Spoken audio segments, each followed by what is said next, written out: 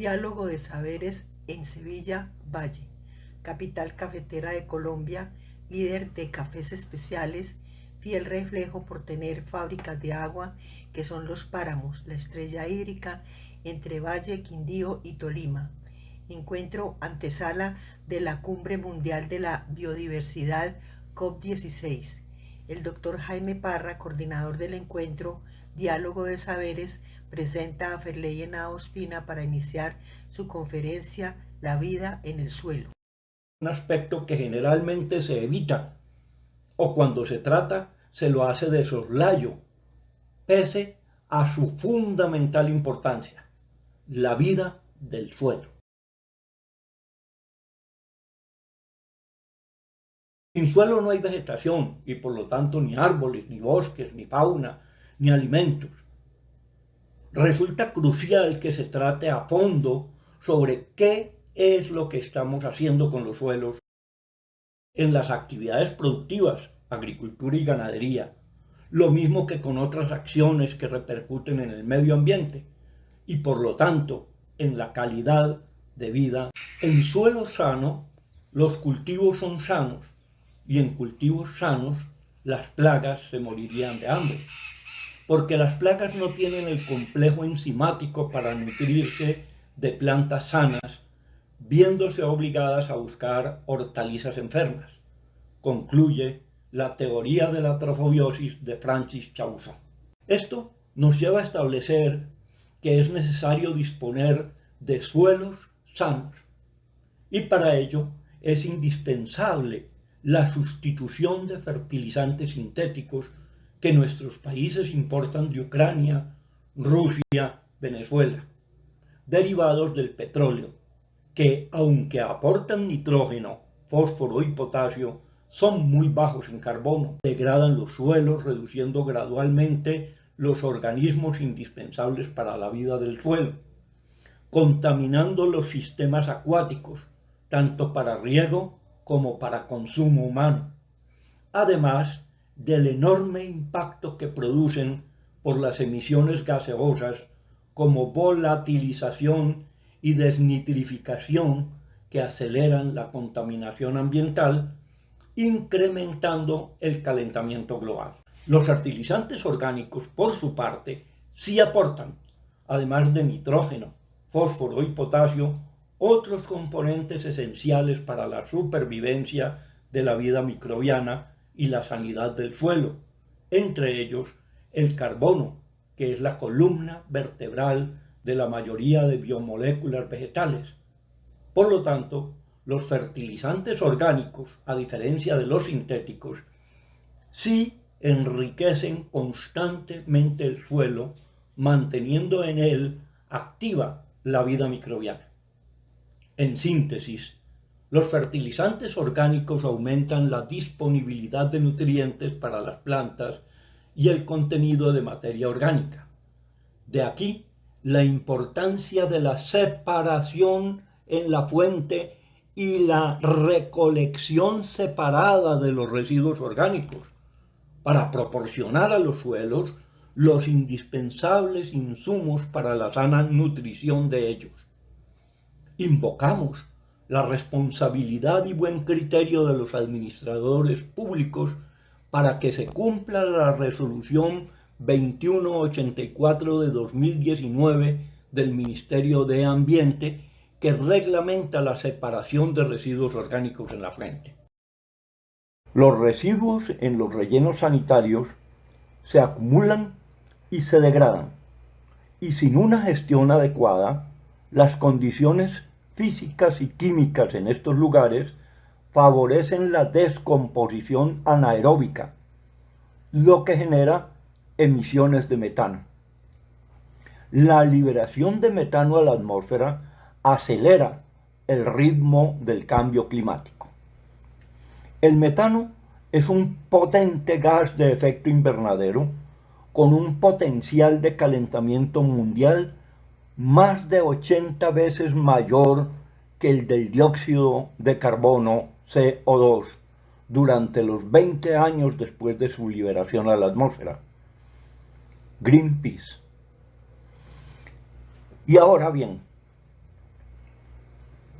Colombia destina a los vertederos algo así como 25.000 toneladas diarias de residuos sólidos, de los cuales unos 9 a 10.000 toneladas son orgánicas. Es decir, que alrededor de unos 3,5 millones de toneladas año llevamos a los vertederos de residuos orgánicos, es decir, de la materia prima que debiéramos utilizar para fertilizar de manera correcta el suelo colombiano.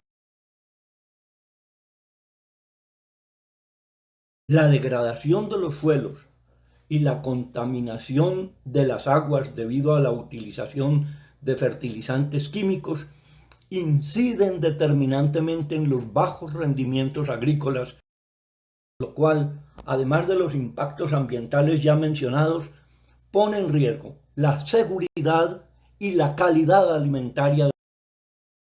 Veamos. Cacao. Guatemala 2,64 toneladas hectárea, Colombia 0,34, Sevilla 0,49.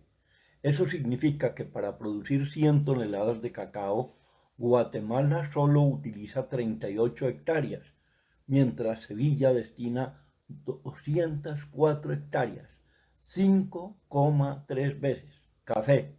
Brasil 1,69 toneladas hectárea, Garzón, Huila y Manzanares Caldas 1,85, Valle 1,04 y Sevilla 1,32 toneladas hectárea. Ambientalmente, Brasil emplea 59 hectáreas para cosechar 100 toneladas de café, Colombia 102 y Sevilla 76 hectáreas, 29% más. Maíz tradicional, Colombia 2 toneladas hectárea, Sevilla 3 toneladas hectárea. Maíz tecnificado, Israel 22,6 toneladas hectárea, Chile y Estados Unidos 11, lo cual significa que para cosechar 100 toneladas de maíz, Israel solo destina 4,4 hectáreas, mientras Colombia emplea 33,3, 7,5 veces. ¿Cuántas plantas de maíz se siembran por hectárea? 60.000. ¿Cuántas mazorcas espera que le produzca cada planta? ¿1, 2 o 3? Vamos a hacer el ejercicio con una, para no pecar de optimistas. Una mazorca por planta, por 60.000 plantas, nos da 60.000 mazorcas. ¿Cuánto pesa el grano seco de cada mazorca promedio? 150 gramos. 150 gramos por 60.000 mazorcas es igual a 9 millones de gramos, o sea, 9 toneladas. ¿Por qué Colombia solo rinde 4,2 toneladas hectárea y Sevilla solo 3 toneladas hectárea? Tomate en invernadero. Países Bajos 423 hectáreas, Sevilla 54. En esas circunstancias, Países Bajos consigue 100 toneladas de tomate en 0,2 hectáreas, la quinta parte de una hectárea, mientras Sevilla usa 1,9, o sea, unas 9 veces. Yuca. San Gil Santander rinde 26 toneladas hectárea, Sevilla 12.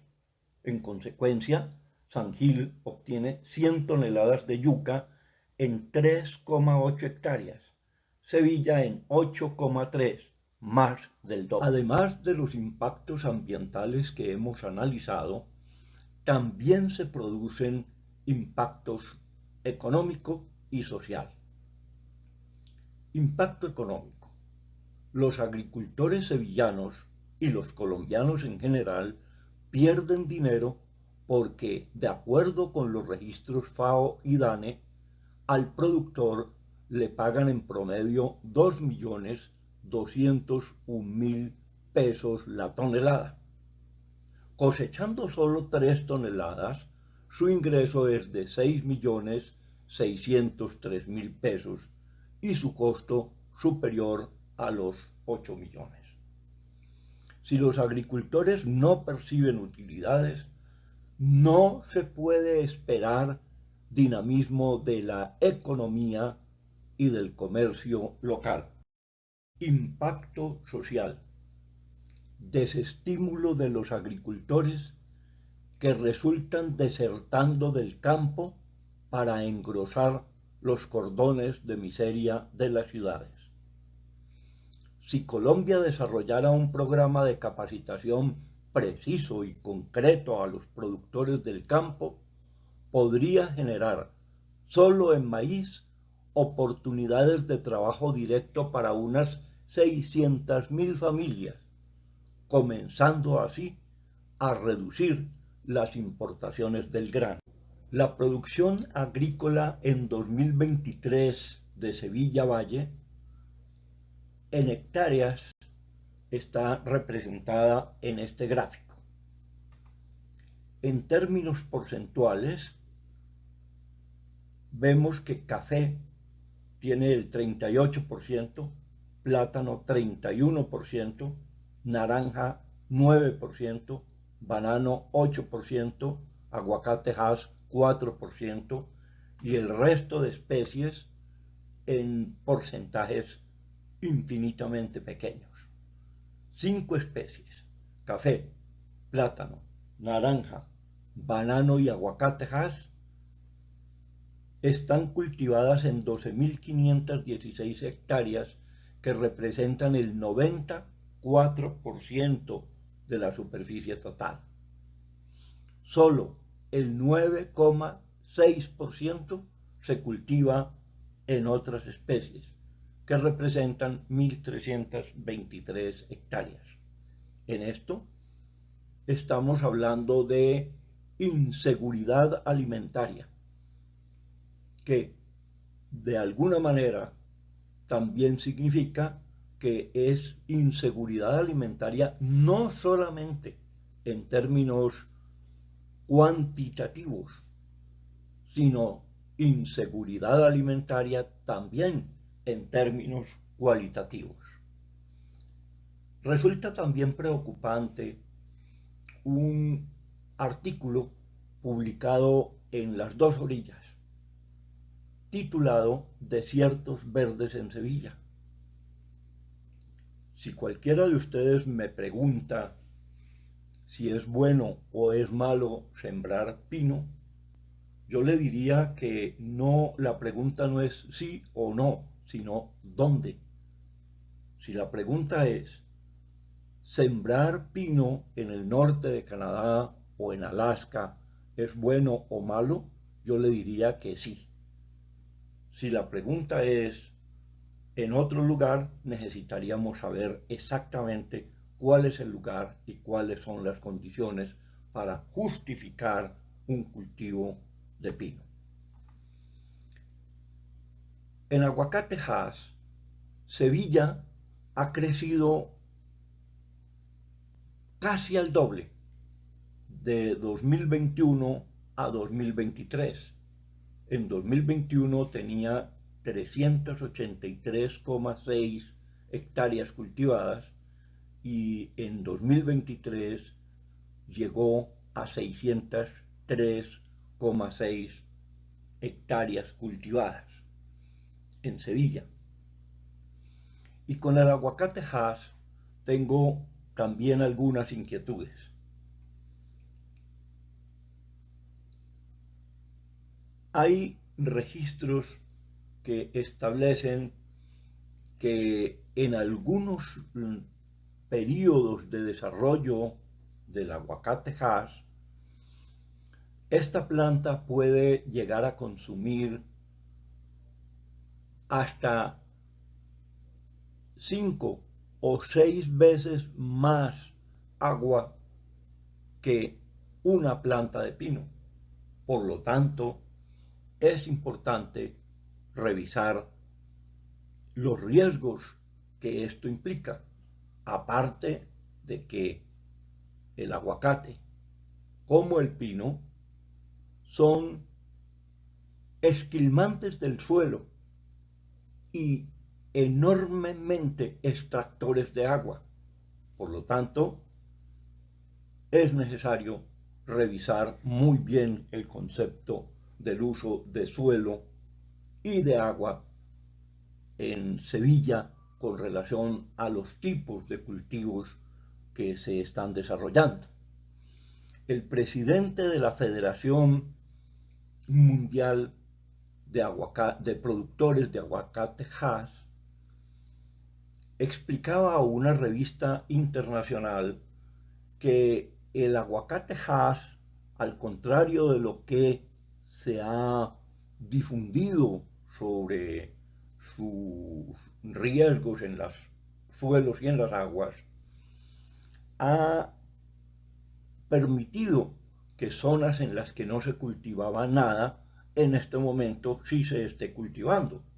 Y claro, menciona los cultivos que se han ido desarrollando en el desierto del Perú. Efectivamente, ellos han desarrollado un proyecto piloto en el desierto del Perú en el que suelos que no tenían ningún cultivo por años, en este momento están produciendo. Porque ellos han hecho inversiones importantes de transformar agua marina en agua para riego por ósmosis inversa. Y en ese caso sí están propiciando beneficios para el sector y obviamente no están causando un daño al suelo. Aunque hay que tener en cuenta que el aguacate Hass es a la vez muy demandante de pesticidas por una serie de razones técnicas. Y eso también puede tener consecuencias serias tanto en la salud humana como en los animales. Lo que nosotros tenemos que concluir es que estamos llamados ahora más que nunca a proteger los suelos y a proteger las aguas.